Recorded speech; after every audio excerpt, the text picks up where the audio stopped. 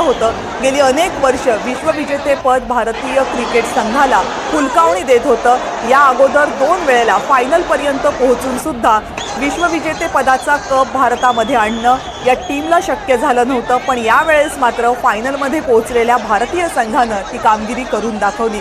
जो सामना झाला तो शेवटच्या क्षणापर्यंत, शेवटच्या बॉलपर्यंत इतका रोमहर्षक होता की जसा हा वर्ल्ड कप लक्षात राहील तसाच या वर्ल्ड कपचा अंतिम सामना सुद्धा सगळ्यांच्या लक्षात राहील। इतका अविस्मरणीय हा सामना होता आणि म्हणूनच कदाचित या वर्ल्ड कपची चव, या वर्ल्ड कपचा आनंद काकणभर जास्तच आहे, कारण हा सामना जसा हा वर्ल्ड कप तसाच हा सामना आणि म्हणूनच तमाम भारतीयांसाठी हा दिवस अत्यंत महत्त्वाचा।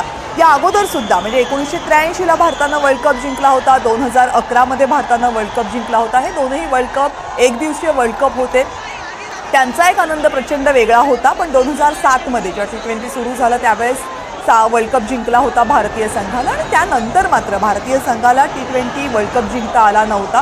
त्यामुळे प्रतीक्षा होती की पुन्हा एकदा हा वर्ल्ड कप मिळावा आणि तो वर्ल्ड कप फायनली टीम इंडियाकडे पोहोचलाय आणि त्याचा हा आनंद, इतक्या वर्षांची प्रतीक्षा आज संपलेली आहे।